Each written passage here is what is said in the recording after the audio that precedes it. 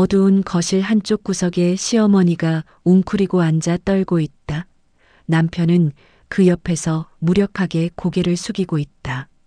수지는 땅 문서를 손에 쥐고 그들을 내려다보며 차갑게 웃는다. 이제 이 집은 제 거예요. 당신들이 그토록 지켜온 재산 제가 다 가져갑니다. 시어머니는 눈물을 흘리며 떨리는 목소리로 말한다. 내가 어떻게 이럴 수 있니? 우리가 널 키워줬는데 우리가 없었으면 넌 길바닥에서 굶어 죽었을 거야. 남편은 분노에 차서 주먹을 쥐지만 아무 말도 하지 못한다. 아내의 차가운 눈빛이 그를 얼어붙게 만든다. 수지는 냉정하게 서류를 탁자 위에 던진다. 키워줬다고요? 은혜라고 생각하세요? 정말로? 시어머니가 서류를 집어 들려 하지만 수진이 발로 밀어낸다. 손대지 마세요. 이제 이 서류의 주인은 저예요. 당신들이 아니라. 그녀의 눈에는 연민도 후회도 없다. 수지는 천천히 의자에 앉으며 두 사람을 번갈아 본다. 제가 왜 이렇게 됐는지 궁금하세요? 제가 이 집안에 들어온 게 처음부터 이 순간을 위해서였다는 걸 알면 어떻게 생각하실까요? 시어머니는 고개를 저으며 흐느낀다. 그건 거짓말이야. 너는 우리 아들을 사랑해서 결혼했잖아. 수지는 비웃듯 웃는다. 사랑이요? 사랑이 뭔지 알기나 하세요? 수지는 천천히 일어나 창문 쪽으로 걸어가며 밖을 내다본다. 이제 다 보여드리죠. 제가 왜 이렇게까지 했는지, 당신들이 제게 무슨 짓을 했는지, 내가 왜 이렇게까지 했는지 이제 이야기해주지. 영상이 궁금하시다면 구독과 좋아요 부탁드려요. 항상 건강하시고 오늘도 좋은 하루 보내세요. 작은 단칸방 안 낡은 벽지가 곳곳이 찢어져 있고 방바닥에는 얇은 이불 하나만 깔려 있다. 수지는 8살 아이였다.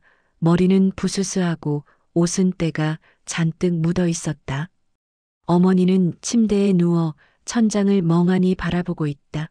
아버지는 구석에 쪼그리고 앉아 혼잣말을 중얼거린다. 동생 둘은 배고프다며 울고 있다. 주인공은 냉장고를 열어보지만 아내는 상한 김치 한 통뿐이다. 언니 배고파 밥 줘. 미안해 지금 없어 조금만 참아. 수지는 동생들을 달래며 물을 끓인다. 라면 스프 하나를 3명이서 나눠 먹는다. 그때 문을 두드리는 소리가 들린다.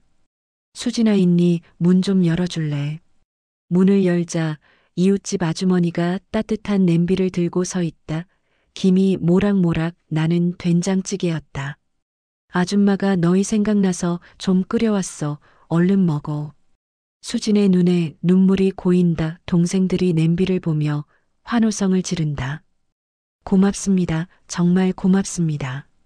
아주머니는 다정하게 주인공의 머리를 쓰다듬는다. 우리가 뭐 남인가 같은 동네 사는데 서로 도와야지. 너희 엄마 아빠도 힘드시니까 내가 챙겨줄게. 그날부터 이웃집 아주머니는 자주 음식을 가져다 주었다. 때로는 옷을 주기도 했다. 수지는 그 집 아들 오빠도 따랐다. 오빠는 수진보다 2살 많았지만 친오빠처럼 챙겨주었다. 학교에서 아이들이 주인공을 놀리면 오빠가 나서서 막아주었다. 야, 너희들 그만해. 한 번만 더 그러면 가만 안 둬. 겨울이 되자 오빠는 자기 장갑을 벗어 주인공 손에 끼워주었다. 너 손 꽁꽁 얼었네. 이거 껴난 괜찮아. 수지는 그 따뜻함이 진심이라고 믿었다. 이웃집은 천사 같은 사람들이라고 생각했다. 어느 날 수지는 이웃집 아주머니에게 물었다. 아줌마는 왜 우리한테 이렇게 잘해주세요? 아주머니는 부드럽게 웃으며 대답했다. 너희 할아버지 할머니가 우리 집안이랑 친하셨거든. 그분들이 너희 잘 부탁한다고 하셨어. 그래서 내가 대신 챙겨주는 거야. 수지는 고개를 끄덕였다. 할아버지와 할머니는 주인공이 태어나기 전에 돌아가셨다고 들었다. 하지만 수진이 몰랐던 것이 있었다. 이웃집 아주머니는 이미 알고 있었다. 주인공의 친할아버지가 이 동네에서 손꼽히는 부자였다는 것을. 산과 땅 논밭 모두가 할아버지 소유였다. 그 재산이 지금 지적장애인 아들, 즉 주인공의 아버지에게 상속될 예정이라는 것도. 할아버지와 할머니는 아들이 지적장애인이라 늘 걱정했다. 여보, 우리 죽고 나면 이 아이를 누가 돌봐줄까? 재산도 관리 못할 텐데. 그 불안한 마음을 파고든 사람이 바로 이웃집 아주머니였다. 할머니가 돌아가시기 직전 아주머니는 병원을 찾아갔다. 할머니, 제가 옆에서 잘 보살펴 드릴게요. 걱정 마세요. 저희 아들도 있으니까 같이 돌봐드릴게요. 할머니는 그 말을 믿었다. 결국 할아버지와 할머니는 돌아가시기 전 모든 땅 문서를 이웃집 아주머니에게 맡겼다. 우리 아들 결혼도 시켜주고 잘 보살펴 주시오. 이 땅은 우리 아들 앞으로 해주시오. 아주머니는 눈물을 흘리며 고개를 숙였다. 제가 꼭 지키겠습니다, 할머니. 하지만 할머니가 숨을 거둔 순간 아주머니의 눈빛이 달라졌다. 서류를 챙기며 남편에게 속삭였다. 여보, 이제 이 땅은 우리 거야. 지적장애인 앞으로 명예 이전 같은 거 쉬워, 도장만 찍으면 돼. 그렇게 수진의 가족은 아무것도 모른 채 이웃집의 친절 속에 갇혀 있었다. 수진은 매일 이웃집 아주머니에게 감사했다. 오빠에게도 고마워했다. 정말 고맙습니다. 아줌마랑 오빠가 아니었으면 우리 어떻게 살았을지 몰라요. 아주머니는 다정하게 웃으며 수진의 등을 토닥였다. 우리가 가족이나 다름없지. 너도 나중에 크면 우리 며느리 되는 거야. 수진은 그 말을 농담으로 생각했다 하지만 그것은 농담이 아니었다. 아주머니는 이미 계획하고 있었다. 수진이 성인이 되면 아들과 결혼시키고 완전히 재산을 손에 넣을 계획을. 수진은 그 모든 것을 모른 채 은혜라고 믿으며 자라났다. 그 은혜는 사실 철저히 계산된 함정이었다.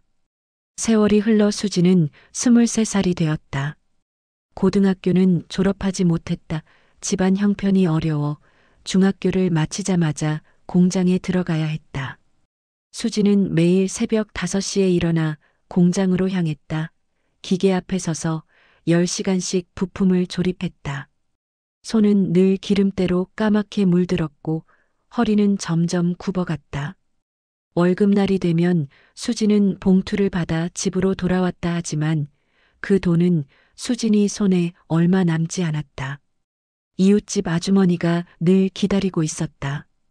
수진아, 이번 달 월급 받았지? 이리 줘봐. 수진은 망설임 없이 봉투를 건넸다. 아주머니, 여기 있어요. 이웃집 아주머니는 봉투를 열어 돈을 세어본다. 그리고 만족스러운 표정을 짓는다. 그래, 잘했어. 우리가 너희 가족 먹여 살리는데 이 정도는 당연한 거지. 수진은 고개를 끄덕였다. 그게 당연하다고 생각했다. 그러던 어느 날 아주머니가 주인공을 불렀다. 수진아, 너 이제 나이도 됐고 우리 아들이랑 결혼하는 게 어때? 수진은 놀라서 아주머니를 쳐다봤다. 내 결혼이요. 그래, 너희 둘이 어릴 때부터 같이 컸잖아. 오빠도 너 좋아하고 우리도 내가 며느리 되면 좋겠어. 수진은 오빠를 떠올렸다. 어릴 적 자신을 보호해주던 그 사람. 고민할 것도 없었다. 수진에게 선택지는 없었다.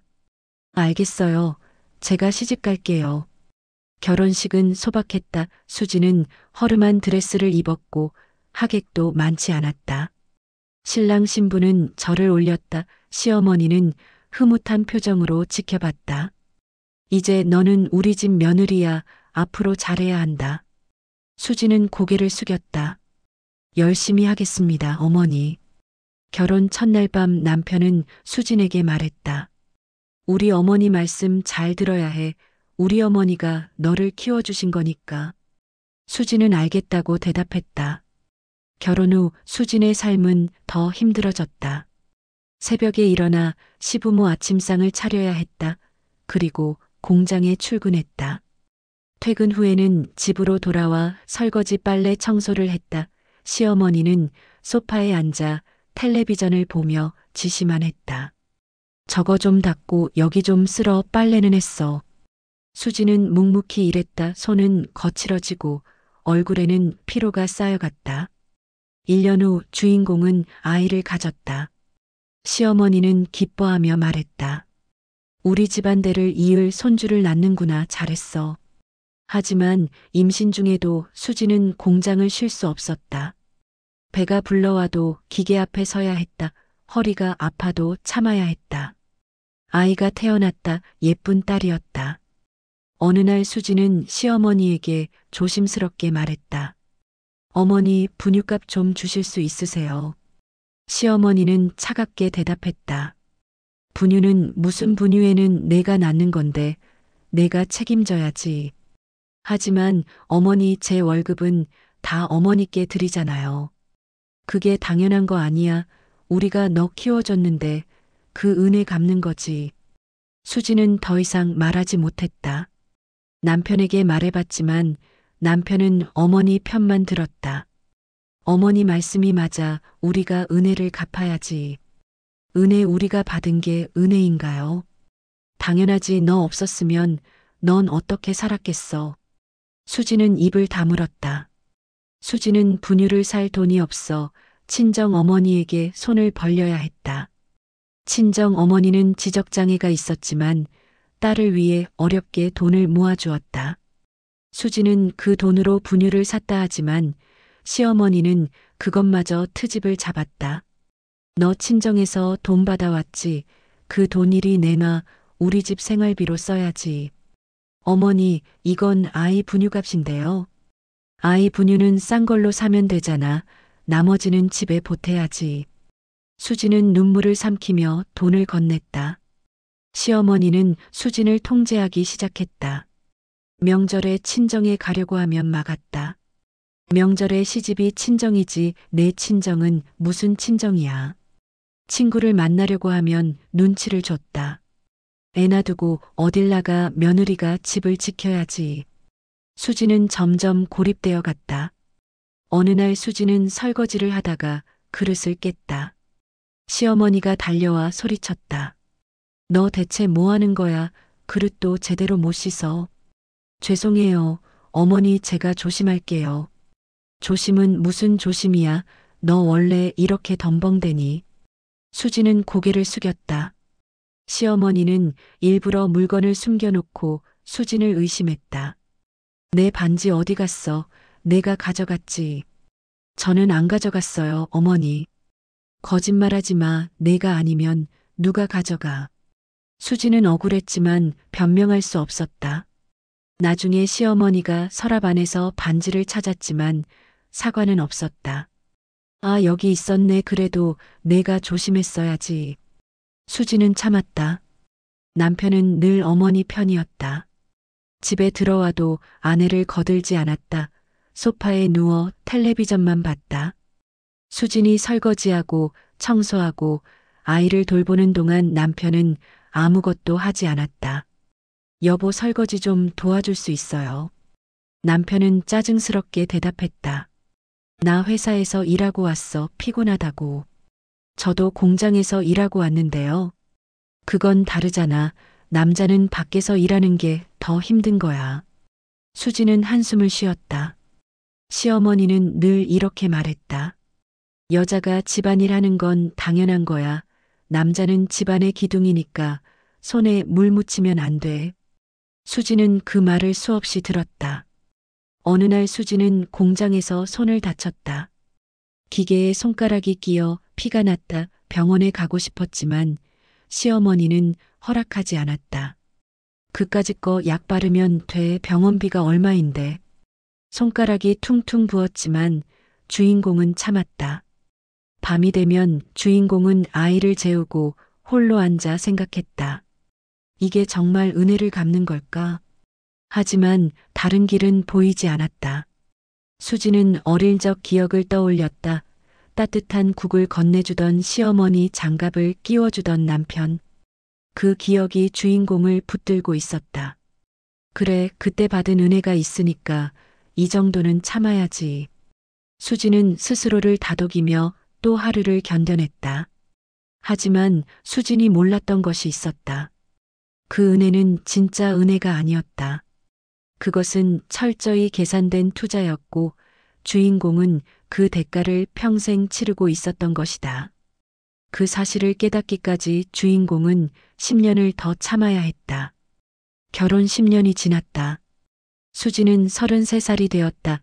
얼굴에는 나이보다 더 깊은 주름이 패였다. 딸아이는 이제 9살이 되어 초등학교에 다니고 있었다. 어느 날 학교에서 학부모 상담이 있었다. 선생님이 수진에게 조심스럽게 물었다. 어머님, 혹시 집에 무슨 일 있으세요? 아이가 요즘 표정이 안 좋아서요. 수진은 당황하며 고개를 저었다. 아니요, 별일 없는데요. 선생님은 잠시 망설이다 말했다. 아이가 친구들한테 이런 말을 했대요. 우리 엄마는 맨날 할머니한테 혼나고 아빠는 엄마 편을 안 든다고. 수지는 가슴이 철렁 내려앉았다. 아이가 다 보고 있었구나. 집으로 돌아오는 길 수지는 딸의 손을 꼭 잡았다. 딸은 조용히 엄마를 올려다봤다. 엄마, 우리 언제까지 할머니 집에서 살아요? 수지는 대답할 수 없었다. 딸이 다시 물었다. 엄마는 왜 맨날 일만 해요? 다른 애들 엄마는 놀아주기도 하는데. 미안해, 엄마가 바빠서 그래. 딸은 더 이상 묻지 않았다 하지만 그 작은 눈에는 서러움이 가득했다. 수지는 그날 밤 잠을 이루지 못했다. 이게 정말 맞는 걸까? 내가 은혜를 갚고 있는 걸까? 아니면 그냥 이용당하고 있는 걸까? 처음으로 의심이 들었다. 다음 날 수지는 공장 동료와 점심을 먹다가 우연히 이야기를 나눴다. 동료가 물었다. 너 시댁이 부자라며 땅도 많다고 하던데. 수지는 고개를 저었다. 아니, 우리 시댁은 그냥 평범해. 동료는 이상한 표정을 지었다. 이상하다. 우리 동네 사람들은 너네 시어머니가 땅 많다고 소문났는데. 수지는 가슴이 두근거렸다. 땅이요? 어디 땅이요? 글쎄, 자세히는 모르겠는데 산이랑 논밭이 있다고 들었어. 수지는 그날 저녁 집에 돌아와 시어머니에게 조심스럽게 물었다. 어머니, 혹시 우리 집에 땅 같은 거 있어요? 시어머니는 순간 표정이 굳었다가 곧 웃으며 대답했다. 땅은 무슨 땅, 우리가 무슨 땅이 있어. 소문 듣고 헛소리 하는 거야. 그런가요? 그래, 신경 쓰지 마. 하지만 시어머니의 그 순간 굳었던 표정이 수진의 머릿속에 남았다. 며칠 후 수진은 시어머니가 외출한 틈을 노려 안방으로 들어갔다. 가슴이 쿵쿵 뛰었다. 혹시 들키면 어떡하지? 손이 떨렸지만 수진은 옷장을 열었다. 옷장 맨 아래 서랍에는 낡은 서류철이 있었다. 수진은 조심스럽게 서류철을 꺼냈다. 안에는 여러 가지 서류들이 들어 있었다. 부동산 등기부등본, 토지대장, 그리고 수진의 손이 멈췄다. 아버지 이름이 적혀 있는 서류였다. 토지 소유자 박철수? 수진이 아버지의 이름이었다. 하지만 그 옆에는 빨간 펜으로 명예 이전 완료라고 적혀 있었다. 수진은 서류를 더 넘겼다. 그리고 작은 메모를 발견했다. 할머니 유언은 아들 앞으로 토지 상속단 관리는 최순자 이름. 최순자, 그것은 시어머니의 이름이었다. 수진의 손이 떨렸다. 이게 무슨 뜻이지? 밖에서 현관문 열리는 소리가 들렸다. 수진은 황급히 서류를 도로 집어넣고 서랍을 닫았다. 옷장 문을 닫고 방에서 나오려는 순간 시어머니와 마주쳤다. 너 여기서 뭐해? 수진은 재빨리 대답했다. 어머니, 이불 정리하려고요. 시어머니는 의심스러운 눈초리로 수진을 쳐다봤다. 이불은 내가 할 테니까 나가. 수진은 고개를 숙이고 방을 나왔다. 그날 밤 수진은 잠을 이룰 수 없었다. 아버지 이름의 토지 명예, 이전 할머니 유언. 모든 것이 이상했다. 수지는 다음날 공장 쉬는 시간에 인터넷으로 검색해봤다. 토지명의 이전 방법, 지적장애인 재산관리. 여러 글들이 나왔다. 그중 하나가 수진의 눈에 들어왔다. 지적장애인의 재산을 보호자가 함부로 처분할 수 없습니다. 법원의 허가가 필요합니다. 수지는 가슴이 철렁했다. 그럼 혹시 우리 아버지 재산을 시어머니가? 수지는 더 조사하기로 결심했다. 점심시간에 수지은 은행에 갔다. 창구에 앉아 조심스럽게 물었다. 저기요, 혹시 제 아버지 명의로 된 계좌나 토지가 있는지 확인할 수 있을까요? 직원이 물었다. 본인 확인 가능하신가요? 수지는 아버지의 주민등록증 사본을 꺼냈다. 예전에 병원 갈 때 쓰려고 보관해 둔 것이었다. 직원은 컴퓨터를 확인하더니 말했다. 고객님, 아버님 명의로는 계좌가 없으시네요. 토지는요? 토지는 저희 은행에서는 확인이 안 되고 구청 토지대장 열람하셔야 할 것 같습니다. 수지는 고개를 끄덕이고 은행을 나왔다. 다음 날 수지는 오후 반차를 내고 구청에 갔다. 토지 관련 부서 앞에서 한참을 망설였다. 혹시 괜한 의심인 건 아닐까? 하지만 수지는 용기를 내서 문을 열었다. 안으로 들어가 직원에게 말했다. 저희 아버지 명의로 된 토지를 확인하고 싶은데요. 직원은 수진에게 신청서를 건넸다. 이거 작성하시고 수수료 내시면 됩니다. 수진은 떨리는 손으로 신청서를 작성했다.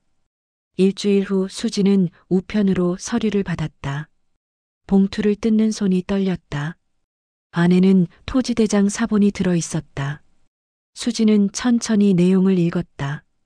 원소유자 박철수, 현소유자 최순자, 명예 이전 일자 2005년 3월 15일. 수진이 결혼하기 2년 전이었다. 수진의 머릿속이 하얗게 변했다. 아버지 땅이 시어머니 명의로 넘어갔다. 어떻게 이런 일이? 수진은 서류를 더 자세히 봤다. 명예 이전 사유 증여. 증여라니. 아버지는 지적장애인이라 증여 같은 법적 절차를 이해할 수 없는 사람이었다. 수진은 즉시 알았다. 이건 불법이다. 수진은 그날 밤 혼자 앉아 생각했다. 시어머니가 아버지 땅을 가로챘다. 그럼 어릴 때 받았던 그 모든 친절은? 수진의 눈에서 눈물이 흘러내렸다. 은혜가 아니었다. 그건 투자였다. 수진을 이용하기 위한 준비였던 것이다. 수진은 떨리는 손으로 휴대폰을 꺼냈다. 인터넷에서 법률 상담 사이트를 찾았다. 지적장애인 재산 불법 명예 이전 취소 가능한가요? 여러 답변이 달렸다. 가능합니다. 다만 증거가 필요합니다. 수진은 결심했다. 증거를 찾아야 한다. 다음 날부터 수진은 조심스럽게 움직이기 시작했다. 시어머니가 외출할 때마다 안방에 들어가 서류를 촬영했다. 휴대폰 카메라로 한 장 한 장 찍었다. 혹시 들킬까봐 손이 떨려 사진이 흔들렸지만 다시 찍었다. 어느 날 수지는 서랍 깊숙한 곳에서 낡은 봉투를 발견했다. 안에는 도장과 지문이 찍힌 서류가 있었다. 수지는 그것을 보는 순간 모든 것을 이해했다. 아버지의 지문이었다. 시어머니가 아버지 손을 잡고 강제로 지문을 찍었을 것이다. 수지는 그 서류를 사진으로 남겼다. 증거가 하나씩 모였다. 토지대장 명의 이전 서류 지문이 찍힌 문서 그리고 할머니의 유언 메모. 수지는 모든 사진을 클라우드에 백업했다. 이제 준비는 끝났다. 하지만 수지는 바로 행동하지 않았다. 타이밍을 기다렸다. 그리고 수지는 냉정하게 계획을 세우기 시작했다. 시어머니와 남편이 받아야 할 대가를, 그들이 수진에게 했던 모든 것을 돌려줄 방법을. 수진의 눈빛이 달라지기 시작했다. 더 이상 순종적인 며느리가 아니었다. 복수를 준비하는 사람의 눈빛이었다. 수지는 이제 확신을 가지고 움직이기 시작했다. 증거는 모았지만 아직 전체 그림이 보이지 않았다. 시어머니가 정확히 언제부터 어떻게 계획했는지 알아야 했다. 어느 날 수지는 친정을 찾아갔다. 오랜만에 보는 아버지는 예전보다 더 늙어 보였다. 아버지는 멍하니 텔레비전을 보고 있었다. 수지는 아버지 옆에 앉아 조심스럽게 물었다. 아버지, 할아버지, 할머니가 돌아가시기 전에 아버지한테 뭐 남겨주신 거 없어요? 아버지는 고개를 갸우뚱했다. 잘 모르겠는데. 수지는 더 쉽게 물었다. 땅이요, 할아버지, 땅 아버지 거 아니에요. 아버지는 잠시 생각하더니 말했다. 땅 있어, 산이랑 논. 어디 있어요? 글쎄, 순자가 관리한다고 했어. 순자 시어머니였다. 아버지는 계속 말했다. 할머니가 그랬어. 순자가 잘 관리해 줄 거라고 걱정하지 말라고. 수진의 가슴이 답답해졌다. 아버지는 아무것도 몰랐다. 시어머니가 땅을 자기 명의로 바꾼 것도, 그 땅이 이미 팔린 것도. 수진은 어머니에게도 물어봤다. 어머니는 지적장애가 있어서 말이 어눌했지만 기억은 했다. 순자 언니 좋은 사람, 우리 도와줬어. 밥도 주고. 수지는 한숨을 쉬었다. 부모님은 완전히 속았다. 수지는 집으로 돌아와 노트에 정리하기 시작했다. 할아버지 할머니 사망 2002년. 시어머니가 우리 가족에게 접근 시작 2000년경. 내가 8살 때부터였다. 명예 이전 2005년. 내 결혼 2007년. 모든 것이 계획적이었다. 시어머니는 할아버지가 살아계실 때부터 접근했다. 친절로 신뢰를 쌓고 땅 문서를 맡았다. 그리고 할머니가 돌아가신 후 재빨리 명의를 이전했다. 수진을 결혼시킨 것도 계획의 일부였다. 수진이 며느리가 되면 가족끼리니까 문제 삼지 못할 거라고 생각한 것이다. 수진은 이를 악물었다. 하지만 아직 알아야 할 것이 남았다. 그 땅이 지금 어떻게 됐는지. 수지는 다시 구청을 찾아갔다. 이번에는 토지거래 내역을 신청했다. 일주일 후 서류가 도착했다. 수지는 서류를 펼쳤다. 2015년 매각. 매각 대금 8억 원. 수지는 숨이 막혔다. 8억. 그 돈은 어디로 갔을까? 수지는 시댁집을 둘러봤다. 중산층 아파트였다. 특별히 부유해 보이지는 않았다. 그럼 그 돈은 어디에? 수지는 시어머니의 행동을 관찰하기 시작했다. 어느 날 시어머니가 은행 봉투를 들고 집에 들어오는 걸 봤다. 수지는 자연스럽게 물었다. 어머니 은행 다녀오셨어요. 응, 볼 일이 좀 있어서. 시어머니는 서둘러 안방으로 들어갔다. 수지는 그날 밤 시어머니가 잠든 후 조심스럽게 안방에 들어갔다. 가방 안에 은행 봉투가 있었다. 수지는 봉투를 꺼내 확인했다. 정기예금 증서였다. 예금주 최순자. 금액 3억 원. 수지는 그 외에도 여러 통장을 발견했다. 적금 통장, 펀드 증서, 채권. 모두 합치면 5억은 넘을 것 같았다. 수지는 휴대폰으로 모든 것을 촬영했다. 증거가 더욱 확실해졌다. 다음 날 수지는 법률사무소를 찾아갔다. 변호사는 수진이 가져온 증거들을 검토했다. 토지대장 명의 이전 서류 지문이 찍힌 문서, 은행 통장 사진. 변호사는 고개를 끄덕였다. 이건 명백한 재산 편취입니다. 지적장애인의 재산을 보호자가 법원 허가 없이 처분한 것은 불법입니다. 그럼 제가 그 재산을 되찾을 수 있나요? 가능합니다. 다만 소송이 필요하고 시간이 걸릴 수 있습니다. 수지는 잠시 생각했다. 소송, 그것도 방법이었다. 하지만 수지는 다른 생각이 들었다. 단순히 재산을 되찾는 것만으로는 부족했다. 시어머니와 남편이 자신에게 한 일, 그들이 수진의 인생을 어떻게 짓밟았는지 그들도 똑같이 느껴야 했다.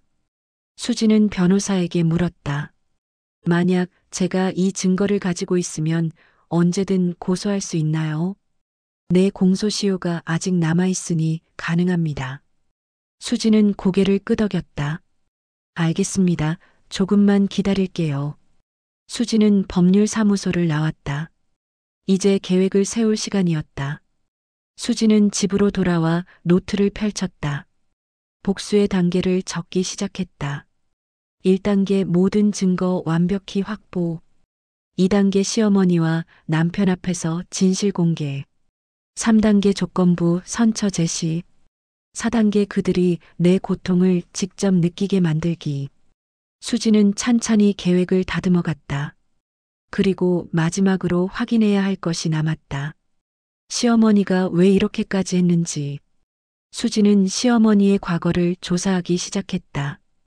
동네 이웃들에게 슬쩍슬쩍 물어봤다. 시어머니가 젊었을 때 어땠는지. 한 할머니가 말했다. 순자 그 사람 원래 욕심 많았지 돈에 환장했어. 다른 이웃도 거들었다. 자기 친정이 가난했거든.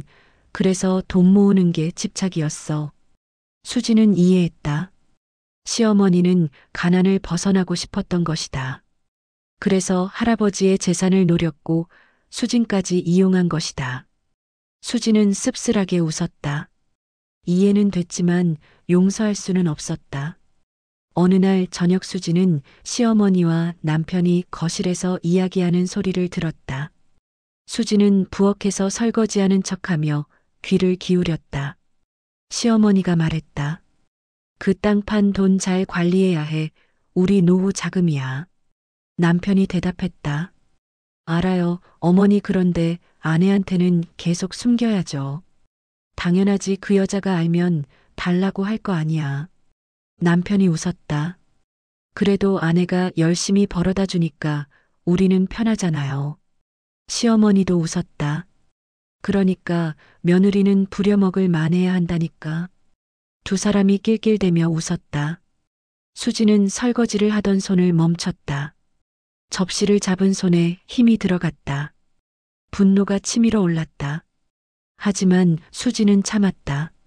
아직은 아니다. 수지는 조용히 설거지를 마저 했다. 그리고 그날 밤 수지는 모든 증거를 다시 한번 확인했다. 토지대장 명의 이전 서류 지문 문서 은행 통장 사진 그리고 오늘 몰래 녹음한 대화. 완벽했다. 수지는 달력을 봤다. 다음 주가 시어머니 생일이었다. 온 가족이 모이는 날. 그날이 적당할 것 같았다. 수지는 냉정하게 미소 지었다. 이제 준비는 끝났다. 시어머니와 남편이 받을 충격을 상상했다. 그들의 표정이 어떨지. 수지는 더 이상 불쌍한 며느리가 아니었다. 모든 것을 계획하고 준비한 사람. 복수를 실행할 준비가 된 사람. 수지는 노트 마지막 장에 적었다. D-7. 일주일 후 모든 것이 뒤바뀐다. 수지는 노트를 덮고 조용히 침대에 누웠다. 마음은 평온했다. 곧 정의가 실현될 것이다. 시어머니 생일을 앞두고 수지는 마지막 확인 작업에 들어갔다. 모든 증거를 USB에 백업하고 클라우드에도 올렸다. 혹시 모를 상황에 대비해 변호사에게도 사본을 맡겼다. 생일 이틀 전 수지는 친정에 다시 한번 들렀다. 아버지와 어머니를 보며 수지는 다짐했다. 이제 부모님 재산을 되찾아 드릴 거야. 어머니가 수진의 손을 잡았다. 수진아, 요즘 얼굴이 좋아 보여. 수지는 미소 지었다. 괜찮아요. 엄마 이제 다 좋아질 거예요. 집으로 돌아오는 길 수지는 시어머니에게 전화했다. 어머니 생신날 제가 음식 준비할게요. 시어머니는 기분 좋게 대답했다. 그래, 잘하는 것도 없지만 열심히 해라. 수지는 전화를 끊으며 차갑게 웃었다. 마지막 만찬이 될 거야. 생일 전날 밤 수지는 혼자 거실에 앉아 있었다. 남편은 벌써 잠들었고 시어머니도 방에 들어가 있었다. 수지는 노트를 꺼내 마지막으로 점검했다. 준비물 목록을 확인했다. 땅 문서 사본명의 이전 서류 지문 문서, 은행 통장 사진, 녹음 파일 모두 프린트해서 파일에 정리했다. 수지는 파일을 가방에 넣고 안전한 곳에 숨겼다. 그리고 휴대폰 메모를 열어 내일 할 말을 정리했다. 차분하게 냉정하게 감정 없이 수지는 거울 앞에 서서 연습했다. 이제 모든 진실을 말하겠습니다. 너무 떨리는 목소리였다. 수지는 심호흡을 하고 다시 시도했다. 이제 모든 진실을 말하겠습니다. 이번엔 괜찮았다. 수지는 거울 속 자신을 바라봤다. 더 이상 예전의 자신이 아니었다. 눈빛이 달라져 있었다. 생일 당일 아침 수지는 일찍 일어나 음식을 준비하기 시작했다. 시어머니가 좋아하는 갈비찜과 잡채를 만들었다. 남편의 여동생 가족도 올 예정이었다. 모두가 모이는 자리. 완벽했다. 오후 5시 손님들이 도착하기 시작했다. 시동생 내외와 조카들이 들어왔다. 시동생이 수진을 보며 말했다. 형수님, 오늘도 고생 많으시네요. 수진은 미소 지었다. 괜찮아요, 마지막이니까. 뭐라고요? 아무것도 아니에요. 저녁 식사가 시작됐다. 시어머니는 상석에 앉아 흐뭇하게 웃었다. 역시 생일은 이래야 한다니까. 남편이 어머니께 술을 따랐다. 어머니 생신 축하드립니다. 시동생도 축배를 들었다. 건강하세요, 어머니. 모두가 즐겁게 식사를 했다. 수지는 조용히 그 모습을 지켜봤다. 마지막 평화로운 순간. 식사가 끝나고 케이크가 나왔다. 초를 켜고 생일 축하 노래를 불렀다. 시어머니가 촛불을 끄며 소원을 빌었다. 모두가 박수를 쳤다. 그때 수진이 일어섰다. 어머니, 제가 드릴 말씀이 있어요. 시어머니는 기대에 찬 표정으로 물었다. 뭐 선물이라도 준비했어. 수진은 방으로 들어가 가방을 가져왔다. 안에서 두꺼운 파일을 꺼냈다. 이게 제가 준비한 선물입니다. 시어머니는 의아한 표정으로 파일을 받았다. 이게 뭐야? 수진은 차분하게 말했다. 열어보시면 알 거예요. 시어머니가 파일을 열었다. 첫 장에는 토지대장이 있었다. 시어머니의 얼굴이 굳었다. 남편이 옆에서 물었다. 뭔데 어머니? 시어머니는 대답하지 못했다. 수진이 말했다. 제 친할아버지 명의였던 땅이 어머니 명의로 넘어간 서류입니다. 남편이 당황하며 파일을 빼앗아 봤다. 이게 대체... 수진은 계속했다. 다음 장에는 제 아버지 지문이 찍힌 명의 이전 서류가 있습니다. 아버지는 지적장애인이라 법적 행위를 할 수 없는 분입니다. 시동생이 끼어들었다. 형수님, 이게 무슨 말이에요? 수진은 모두를 돌아보며 말했다. 제가 어릴 때부터 받았다고 믿었던 은혜, 그것은 사실 우리 집안 재산을 노린 계획적 접근이었습니다. 시어머니가 떨리는 목소리로 말했다. 너 지금 무슨 소리 하는 거야? 수진은 냉정하게 대답했다. 다음 장을 보세요. 어머니 명의로 된 예금 통장들입니다. 총액 5억 원 이상, 모두 제 친할아버지 땅을 팔아서 만든 돈입니다. 남편이 벌떡 일어섰다. 당장 그만해. 수지는 물러서지 않았다. 마지막 장에는 어머니와 남편이 저를 부려먹는다고 웃으며 나눈 대화 녹음 파일이 있습니다. 시동생 부인이 놀라서 물었다. 언니, 이게 정말이에요? 시어머니는 입술을 떨었다. 이건 오해야, 오해. 수지는 고개를 저었다. 오해가 아닙니다. 저는 지난 몇 달간 모든 증거를 모았습니다. 수지는 다음 서류를 꺼냈다. 법률 자문서도 받았습니다. 이것은 명백한 재산 편취이며 지적장애인 재산 불법 처분입니다. 남편이 파일을 바닥에 내던졌다. 이게 다 뭐야? 너 지금 우리 가족을 망치려고. 수지는 차갑게 웃었다. 가족이요. 저를 가족으로 대한 적이나 있었나요? 시어머니가 울먹이며 말했다. 우리가 너를 키워줬잖아. 그 은혜를 이렇게 갚아. 수진의 목소리가 높아졌다. 은혜요, 제 재산을 훔쳐놓고 은혜라고 말씀하시는 겁니까? 저는 10년 넘게 이 집에서 노예처럼 살았습니다. 제 월급은 한 푼도 제 손에 남지 않았고 분유값조차 달라고 애원해야 했습니다. 수지는 시어머니를 똑바로 쳐다봤다. 여자가 집안일 하는 건 당연하다. 남자는 집안 기둥이라 손에 물 묻히면 안 된다. 그렇게 말씀하셨죠. 시어머니는 고개를 떨구었다. 수지는 남편을 돌아봤다. 당신은 어땠죠? 아내가 허리 휘어지게 일해도 소파에 누워 텔레비전만 봤죠. 어머니 말씀이 맞다며 저를 무시했죠. 남편은 대답하지 못했다. 시동생이 조심스럽게 물었다. 형수님, 그래서 어쩌시려고요? 수지는 잠시 침묵했다. 그리고 천천히 말했다. 고소할 수 있습니다. 명의사기죄로 구속될 수도 있습니다. 시어머니가 비명을 질렀다. 안 돼. 남편도 창백해졌다. 수진아, 제발. 수지는 손을 들어 그들을 제지했다. 하지만 저는 선처하겠습니다. 시어머니가 고개를 들었다. 정말이야. 수지는 고개를 끄덕였다. 조건이 있습니다. 무슨 조건? 수지는 차분하게 말했다. 앞으로 1년간 어머니와 남편이 제가 살았던 방식 그대로 살아보세요. 남편이 물었다. 그게 무슨 뜻이야? 수지는 설명했다. 남편은 매일 공장에 나가서 육체 노동을 하세요. 월급은 저한테 모두 주세요. 어머니는 집안일과 손주 돌보기를 혼자 하세요. 설거지, 빨래, 청소 모두 어머니 몫입니다.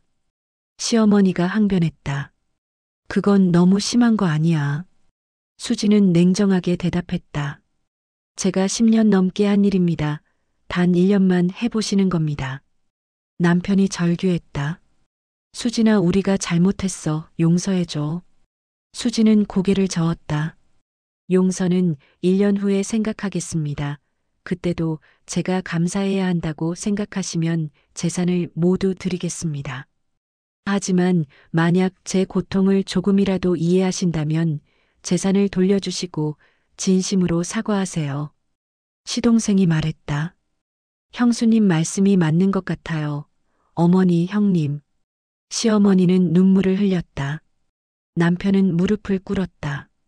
수지는 그들을 내려다보며 말했다. 내일부터 시작입니다. 준비하세요. 수지는 파일을 다시 가방에 넣고 방으로 들어갔다. 뒤에서 흐느끼는 소리가 들렸지만 수지는 돌아보지 않았다. 거울 앞에 선 수지는 자신을 바라봤다. 떨리는 손, 두근거리는 가슴. 하지만 후회는 없었다. 이제 시작이었다. 다음 날 아침 수지는 일찍 일어나 거실로 나왔다. 남편과 시어머니는 이미 소파에 앉아 있었다. 밤새 잠을 못 잔 듯 눈이 퉁퉁 부어 있었다. 수지는 식탁에 서류를 펼쳤다. 오늘부터 규칙을 설명하겠습니다. 남편이 힘없이 물었다. 수진아, 정말 이래야 해. 수지는 남편을 차갑게 쳐다봤다. 제 이름은 박수진입니다. 함부로 부르지 마세요. 남편은 입을 다물었다. 수지는 첫 번째 서류를 남편 앞에 놓았다. 이것은 공장 입사 지원서입니다. 오늘 오전 중으로 제가 일하던 공장에 면접 보러 가세요. 남편이 서류를 봤다. 생산직 조립 라인. 남편은 고개를 들었다. 나 대학 나왔어. 이런 일은 못해. 수지는 비웃었다. 저도 중학교 졸업이 전부였습니다. 하지만 10년 넘게 했습니다. 당신도 할 수 있어요. 남편은 서류를 쥔 채 떨었다. 수지는 시어머니에게도 서류를 건넸다. 어머니는 이 집안일 목록을 보세요. 시어머니가 서류를 받아 읽었다. 새벽 5시 기상, 아침 식사 준비, 설거지, 빨래, 청소, 손주 등교 준비, 점심 준비, 저녁 준비. 시어머니가 소리쳤다. 이걸 어떻게 혼자 해? 수지는 고개를 끄덕였다. 저도 혼자 했습니다. 게다가 공장 일도 병행했죠. 시어머니는 말문이 막혔다. 수지는 계속했다. 남편이 받는 월급은 제가 관리합니다. 생활비는 제가 정한 만큼만 드리겠습니다. 남편이 항변했다. 그럼 우리는 뭘로 살아? 수지는 차갑게 대답했다. 저도 그렇게 살았습니다. 분유값조차 달라고 애원했던 거 기억하시죠? 남편은 고개를 숙였다. 수지는 마지막 규칙을 말했다. 명절에 친정 방문은 제가 허락할 때만 가능합니다. 친구 만남도 마찬가지입니다. 시어머니가 울먹였다. 이건 너무 심해. 수지는 눈 하나 깜짝하지 않았다. 제가 10년간 당한 일입니다. 1년만 참으세요. 그날 오후 남편은 공장 면접을 보러 갔다. 수진이 미리 연락해둔 터라 면접은 바로 통과됐다. 남편은 파란 작업복을 받아들고 집으로 돌아왔다. 거울 앞에서 작업복을 입어봤다. 낡고 거친 천이었다. 남편은 한숨을 쉬었다. 다음 날 새벽 5시 알람이 울렸다. 남편은 일어나지 못했다. 수진이 방문을 열고 불을 켰다. 일어나세요. 출근 시간입니다. 남편은 신음하며 일어났다. 아직 어두운데. 공장은 6시 출근입니다. 준비하세요. 남편은 비틀거리며 옷을 입었다. 아침 식사도 제대로 못하고 집을 나섰다. 공장에 도착한 남편은 조립 라인에 배치됐다. 반장이 설명했다. 여기 서서 이 부품을 조립하면 됩니다. 하루 목표량은 500개입니다. 남편은 멍하니 기계를 쳐다봤다. 500개. 반장은 이미 다른 곳으로 가버렸다. 남편은 어쩔 수 없이 일을 시작했다. 첫 부품을 조립하는데 5분이 걸렸다. 이렇게 하면 목표량을 채울 수 없었다. 남편은 서둘렀다. 손이 미끄러져 부품을 떨어뜨렸다. 반장이 소리쳤다. 제대로 해 부품 버리면 안 돼. 남편은 고개를 숙이고 다시 시작했다. 2시간이 지나자 허리가 아프기 시작했다. 4시간이 지나자 손가락에 물집이 잡혔다. 점심시간이 되자 남편은 탈진할 것 같았다. 식당에서 다른 노동자들과 함께 밥을 먹었다. 다들 묵묵히 밥을 먹고 다시 일터로 향했다. 남편도 따라갔다. 오후가 더 힘들었다. 졸음이 쏟아지고 다리가 후들거렸다. 퇴근 시간이 되자 남편은 겨우 300개를 조립했다. 반장이 혀를 찼다. 목표량 못 채웠네. 내일은 더 잘해야 해. 남편은 대답도 못하고 고개만 끄덕였다. 집으로 돌아오는 길 남편은 비틀거렸다. 현관문을 열고 들어가자 집안에서 시어머니가 설거지를 하고 있었다. 어머니는 앞치마를 두르고 땀을 흘리고 있었다. 남편이 물었다. 어머니 괜찮으세요? 시어머니는 울먹이며 대답했다. 허리가 끊어질 것 같아 아침부터 쉴 틈이 없었어. 남편은 소파에 주저앉았다. 나도 죽겠어. 둘은 서로를 바라보며 한숨을 쉬었다. 수진이 방에서 나왔다. 저녁 준비는 됐나요? 시어머니가 당황하며 대답했다. 아직 못했어. 너무 바빠서. 수진은 차갑게 말했다. 7시까지 준비하세요. 딸아이 학원에서 돌아옵니다. 시어머니는 다시 부엌으로 들어갔다. 남편은 소파에 누워 신음했다. 수지는 남편을 내려다보며 말했다. 설거지 도와드리지 않으세요? 남편은 힘없이 대답했다. 나 회사에서 일하고 왔어. 피곤해. 수지는 남편이 예전에 했던 말을 그대로 따라했다. 그건 다르죠. 남자는 밖에서 일하는 게 더 힘든 거 아니에요. 남편은 그제야 깨달았다. 이게 수진이 느꼈던 감정이구나.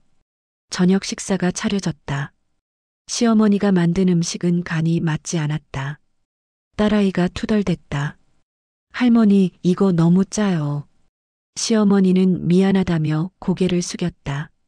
수지는 아무 말 없이 식사를 했다. 식사 후 남편이 소파로 가려고 하자 수진이 말했다. 설거지는요? 남편은 멈춰섰다. 내가 해야 돼. 당연하죠. 어머니 혼자 하루 종일 일하셨는데. 남편은 마지못해 부엌으로 갔다. 처음 해보는 설거지였다. 물이 너무 뜨거워 손이 데었다. 그릇을 떨어뜨려 깨뜨렸다. 시어머니가 달려왔다. 조심해야지. 남편은 깨진 그릇을 치우며 한숨을 쉬었다. 설거지를 마치자 이미 9시가 넘었다. 남편은 방으로 들어가 침대에 쓰러졌다. 온몸이 쑤셨다. 손에는 물집이 터져 피가 배어 나왔다. 남편은 수진을 돌아봤다. 수진아, 이게 내가 10년간 한 일이야. 수진은 책을 읽으며 대답했다. 네, 그렇습니다. 남편은 눈물이 났다. 미안해, 정말 미안해. 수진은 책을 덮지 않았다. 사과는 1년 후에 들을게요. 지금은 그냥 버티세요. 일주일이 지났다.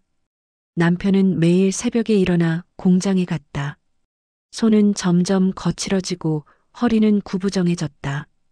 체중도 3kg이나 빠졌다. 시어머니는 집안일에 치여 살았다. 아침 준비, 설거지, 빨래, 청소, 저녁 준비. 밤이 되면 허리를 펴지 못했다. 손주를 돌보는 것도 힘들었다. 딸아이가 숙제 도와달라고 하면 너무 피곤해 제대로 봐주지 못했다. 어느 날 저녁 시어머니는 식탁에 앉아 울었다. 수진아, 이제 알겠어. 내가 얼마나 힘들었는지. 수진은 무표정하게 대답했다. 아직 일주일밖에 안 됐습니다. 50주가 더 남았어요. 시어머니는 고개를 떨구었다. 2주차가 되자 남편은 출근하기 싫어 꾀병을 부리려 했다. 수진은 단호하게 말했다. 저도 몸이 아파도 공장에 갔습니다. 일어나세요. 남편은 어쩔 수 없이 일어났다. 공장에서 남편은 실수를 했다. 부품을 잘못 조립해 기계가 멈췄다. 반장이 소리쳤다. 야, 너 때문에 생산 라인 전체가 멈췄잖아. 남편은 사과했지만 반장은 계속 욕을 했다. 그날 저녁 남편은 집에 돌아와 울었다. 오늘 너무 창피했어. 반장한테 욕만 먹었어. 수지는 차를 따라주며 말했다. 저도 그랬어요. 매일 혼나고 무시당했죠. 남편은 수진을 바라봤다. 너 혼자 이런 걸 10년이나 견뎠구나. 수진은 고개를 끄덕였다. 3주차에 시어머니는 장을 보다가 쓰러졌다. 무거운 장바구니를 들고 오다가 계단에서 주저앉았다. 이웃이 발견해 집으로 데려다 줬다. 수진은 시어머니를 침대에 눕히고 파스를 붙여줬다. 시어머니는 눈물을 흘렸다. 수진아, 내가 미안해. 내가 정말 미안해. 수진은 잠시 말이 없었다. 그리고 조용히 말했다. 아직 시간이 많이 남았어요. 쉬세요. 한 달이 지나자 남편과 시어머니는 완전히 지쳐 있었다. 저녁 식사 시간 둘은 말없이 밥을 먹었다. 예전의 활기는 온데간데 없었다. 남편이 조심스럽게 물었다. 수진아, 분유값 좀 줄 수 있을까?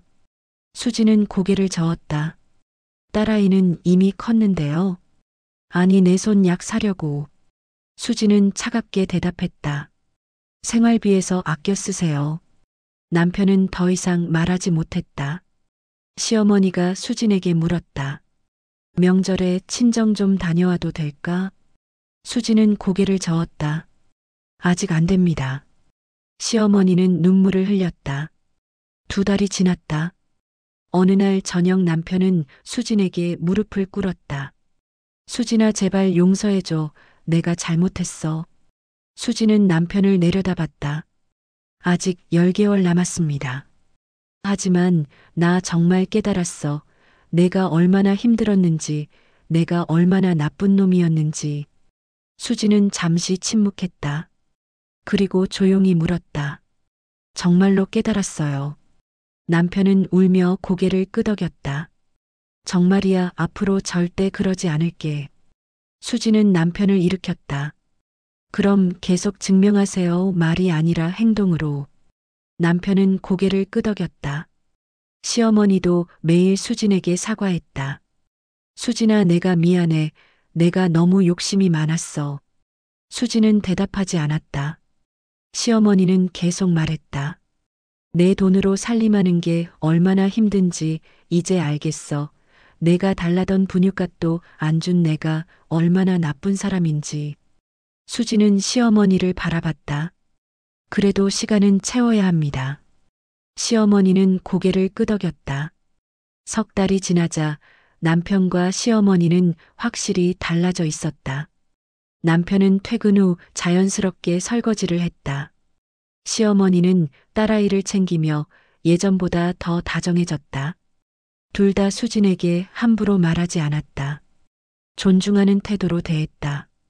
어느 날 저녁 수진은 거실에 남편과 시어머니를 불러앉혔다. 두 분이 많이 달라진 것 같습니다. 남편이 물었다. 그럼 이제 용서해 줄 거야. 수진은 고개를 저었다. 아직 9개월 남았습니다. 하지만 조금씩 보이네요. 두 분이 진심으로 반성하고 있다는 게. 시어머니가 손을 잡았다. 수진아, 우리 정말 잘못했어. 용서해줘. 수진은 손을 천천히 빼냈다. 용서는 1년이 끝난 후에 결정하겠습니다. 그때까지 계속 보여주세요. 남편과 시어머니는 고개를 숙였다. 수진은 방으로 들어가 거울을 봤다. 자신의 얼굴에는 예전보다 평온함이 있었다. 복수가 목적이 아니었다. 이해와 변화가 목적이었다. 그리고 그것은 천천히 이루어지고 있었다. 6개월이 지났다. 남편은 이제 공장 일에 익숙해졌지만 여전히 힘들었다. 매일 새벽 알람이 울리면 몸이 천근만근이었다. 하지만 더 이상 불평하지 않았다. 어느 날 공장 동료가 남편에게 말했다. 야, 너 결혼했지? 부인 뭐해? 남편은 잠시 말을 멈췄다. 집에서 애 키우고 살림해. 동료가 웃었다. 요즘 그런 집 어디 있어? 맞벌이 시대인데. 남편은 대답하지 못했다. 동료가 계속 말했다. 나도 집에 가면 설거지 빨래 다 해. 당연한 거지 뭐. 남편은 그제야 깨달았다. 자기가 얼마나 잘못 살았는지. 점심시간에 남편은 휴대폰으로 검색을 했다. 가사노동의 가치. 여러 기사가 나왔다. 한 연구에 따르면 전업주부의 가사노동을 시급으로 환산하면 월 200만 원이 넘는다. 남편은 숨이 막혔다. 수지는 10년 넘게 공장 일과 집안일을 동시에 했다. 그 가치는 얼마나 될까? 남편은 계산해 봤다. 공장 월급 150만 원, 가사노동 200만 원. 월 350만 원의 가치를 만들어냈는데 수지는 한 푼도 자기 손에 쥐지 못했다. 남편은 고개를 숙였다. 그날 저녁 남편은 집에 돌아와 수진에게 물었다. 수진아, 내가 한 가지 물어봐도 돼? 수진은 설거지를 하며 대답했다. 뭔데요? 너 10년 넘게 월급 다 어머니한테 주고 살았잖아. 화 안 났어? 수진은 손을 멈추고 남편을 돌아봤다. 화요, 당연히 났죠. 하지만 참았어요. 왜? 수진은 잠시 침묵했다. 은혜라고 믿었으니까요. 어릴 때 받은 그 따뜻함이 진짜라고 생각했으니까. 남편은 가슴이 아팠다. 미안해, 정말 미안해. 수진은 다시 설거지를 했다. 사과는 이제 지겹게 들었어요. 행동으로 보여주세요. 남편은 고개를 끄덕이고 수진 옆에 섰다. 나 설거지 도와줄게. 수진은 놀라서 남편을 봤다. 남편은 처음으로 진심 어린 미소를 지었다. 이제 당연한 거잖아. 같이 사는 사람끼리. 수진은 잠시 망설이다 설거지통을 남편에게 넘겼다. 시어머니도 변하고 있었다. 어느 날 시어머니는 장을 보다가 젊은 며느리와 시어머니가 대화하는 걸 들었다. 시어머니가 며느리에게 소리쳤다. 내가 시집 왔으면 시댁 식구들 챙기는 게 당연한 거 아니야. 며느리는 울먹였다. 저도 직장 다니는데 너무 힘들어요. 시어머니는 비웃었다. 여자가 힘들다고 불평하면 안 되지. 시어머니는 그 모습을 보며 가슴이 철렁했다. 저게 바로 내 모습이었구나. 집으로 돌아온 시어머니는 수진을 불렀다. 수진아, 내가 너한테 얼마나 못됐는지 이제 확실히 알겠어. 수진은 장을 정리하며 물었다. 무슨 일 있으셨어요? 시어머니는 오늘 본 일을 이야기했다.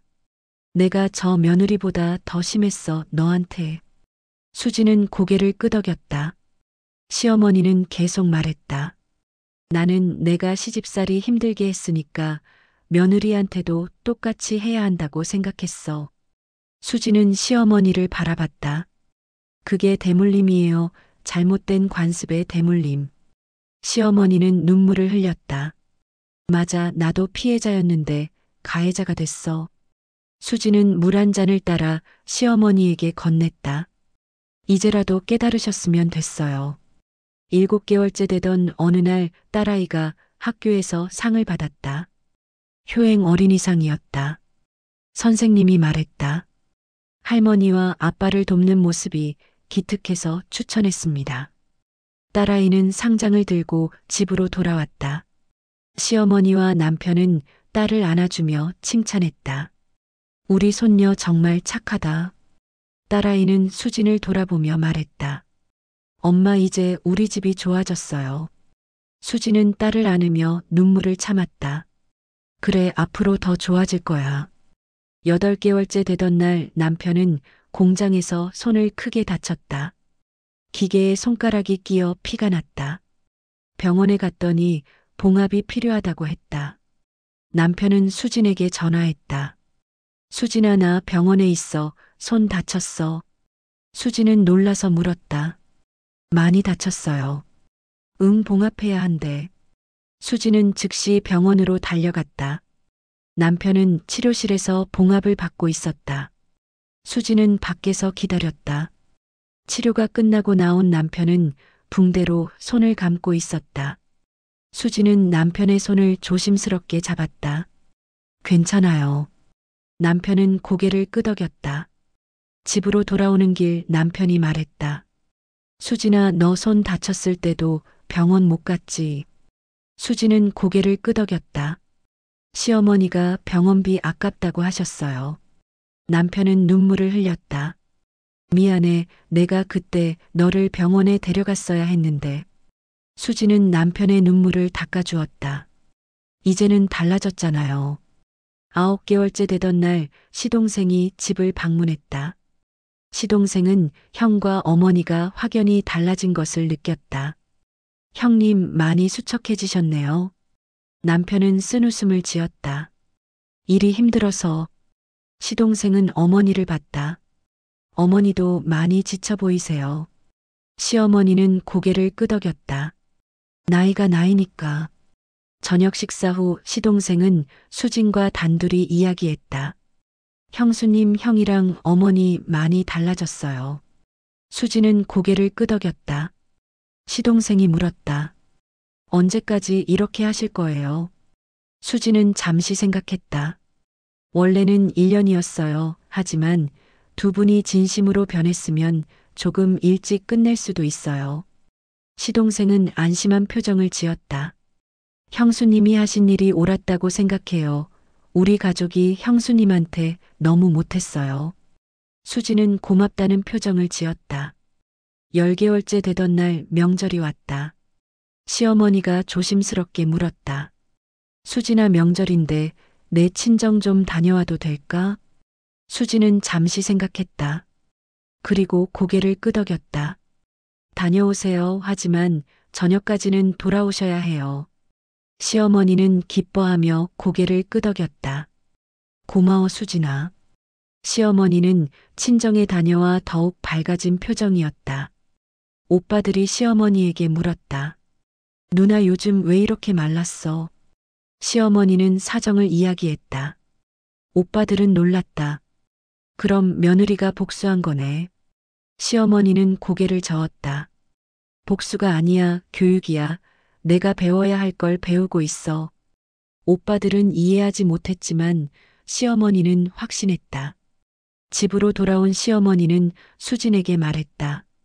수진아, 친정 다녀오니까 내가 얼마나 잘못 살았는지 더 확실히 알겠어. 수진은 시어머니를 바라봤다. 시어머니는 계속 말했다. 너한테 명절마다 친정 못 가게 했던 거 얼마나 잔인한 일이었는지. 수진은 조용히 대답했다. 이제 아시면 됐어요. 11개월째 되던 날 수진은 남편과 시어머니를 거실에 앉혔다. 두 분과 이야기할 게 있습니다. 남편이 긴장하며 물었다. 뭔데? 수진은 서류 봉투를 꺼냈다. 이건 재산 반환 서류입니다. 시어머니가 놀라서 물었다. 재산을 돌려받겠다는 거야. 수진은 고개를 끄덕였다. 제 아버지 명의였던 땅 그 돈을 돌려받겠습니다. 시어머니는 고개를 숙였다. 당연히 돌려줄게. 수진은 계속 말했다. 하지만 전액은 아닙니다. 남편이 고개를 들었다. 수진은 설명했다. 어릴 때 받은 음식값, 옷값 그건 인정합니다. 그 부분은 빼고 나머지만 돌려주세요. 시어머니가 울먹였다. 수진아, 그것도 빼지 마, 다 가져가. 수진은 고개를 저었다. 아니요, 공정하게 하겠습니다. 받은 건 받은 거고 빼앗긴 건 빼앗긴 거예요. 남편이 수진의 손을 잡았다.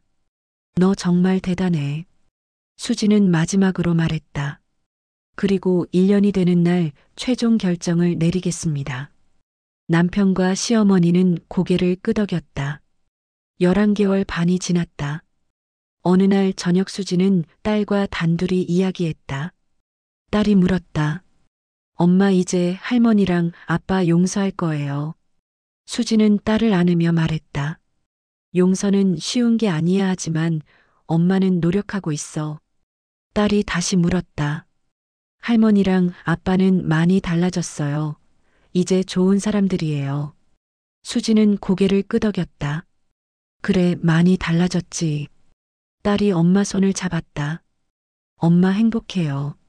수진은 잠시 생각했다. 응, 조금씩 행복해지고 있어. 드디어 1년이 되는 날이 다가왔다. 1년이 되는 날 아침. 수진은 일찍 일어나 거실로 나왔다. 남편과 시어머니는 이미 식탁에 앉아 기다리고 있었다. 둘 다 긴장한 표정이었다. 수진은 그들 앞에 앉았다. 오늘로 정확히 1년입니다. 남편이 떨리는 목소리로 물었다. 수진아, 결정했어. 수진은 고개를 끄덕였다.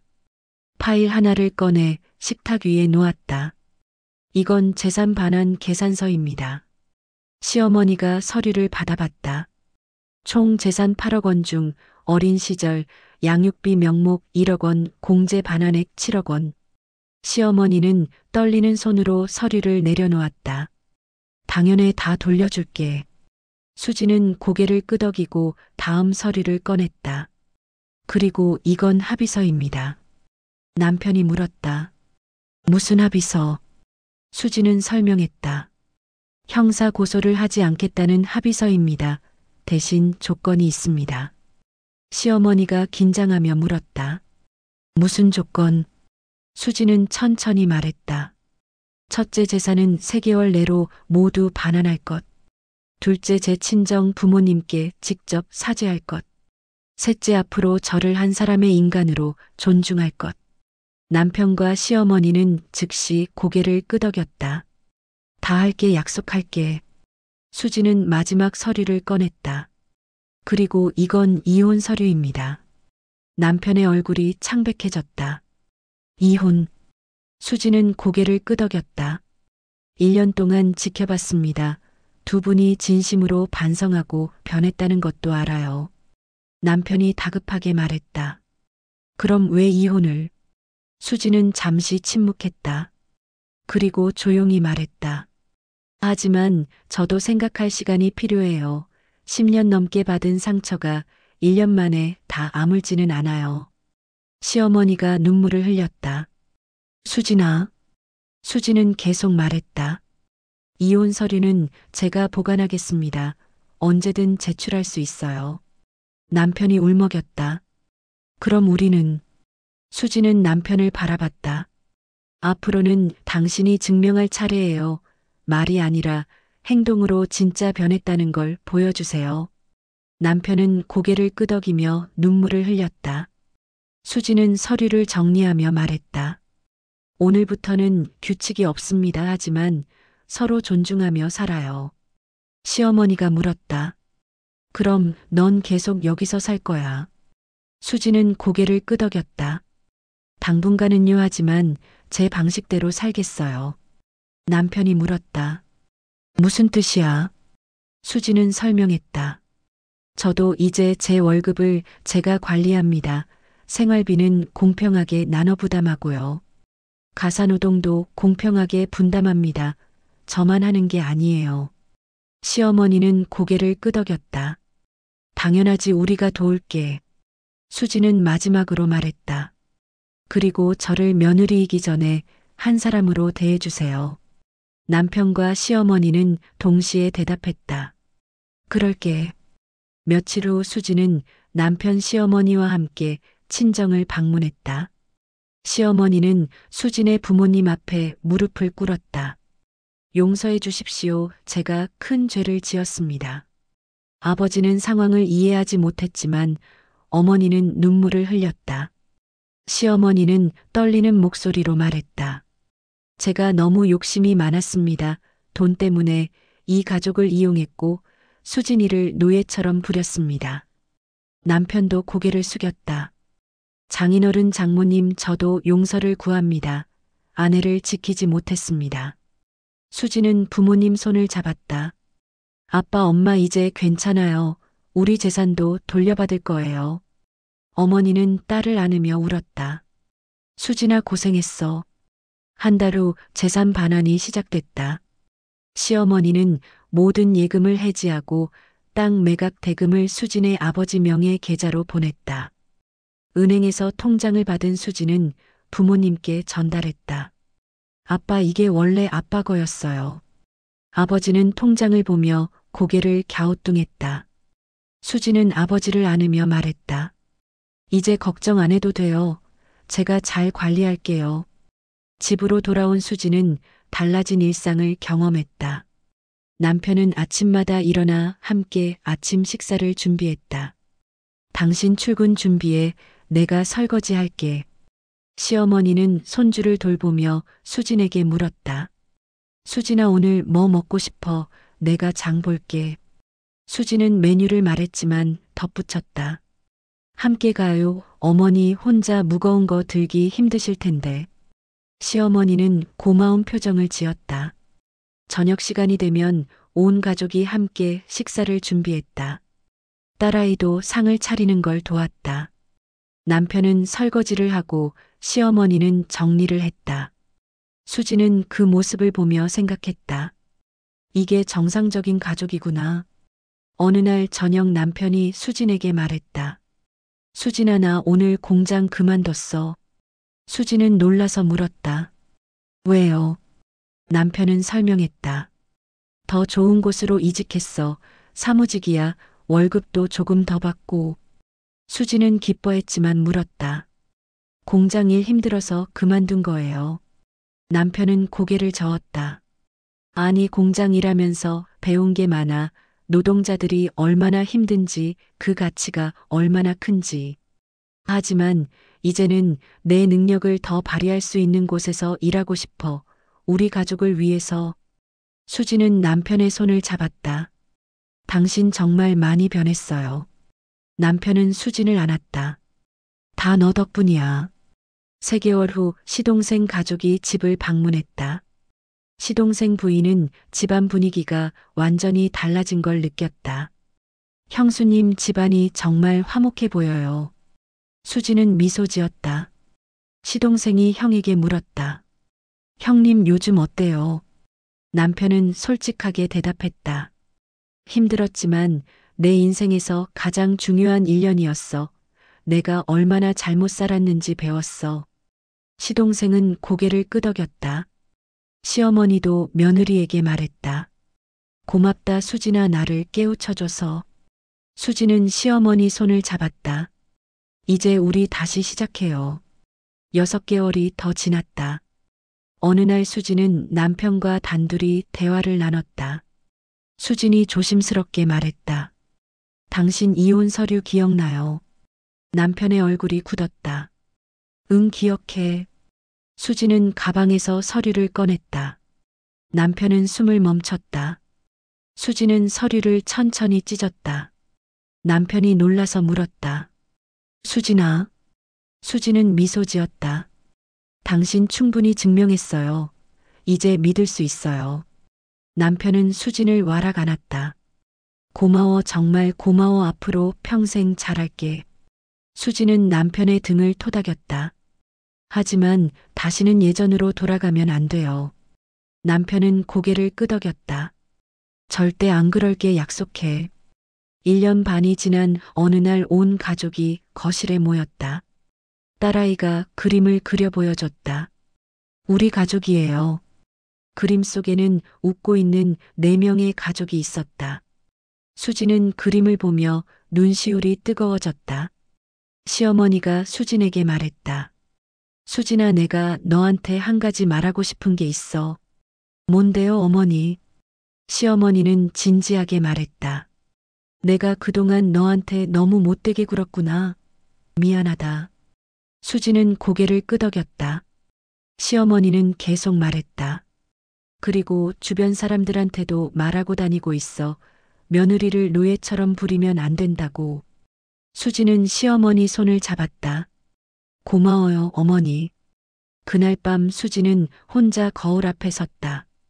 거울 속 자신은 더 이상 지치고 억눌린 사람이 아니었다. 평온하고 당당한 사람이었다. 수지는 혼잣말로 중얼거렸다. 나는 이제 며느리이기 전에 박수진이야 한 사람의 인간이야. 수지는 창밖을 바라봤다. 별이 빛나고 있었다. 누군가의 희생을 당연하게 여기는 순간 그것은 폭력이 됩니다. 은혜라는 이름으로 사람을 이용하는 것은 은혜가 아니라 착취입니다. 행복한 가족의 모습, 함께 밥을 먹고 함께 설거지하고 함께 웃는 모습. 모든 사람은 존중받을 권리가 있습니다. 며느리도 아내도 여성도 그 전에 한 사람의 인간입니다. 이 이야기는 지금도 많은 가정에서 일어나고 있습니다. 당신의 가족은 괜찮습니까?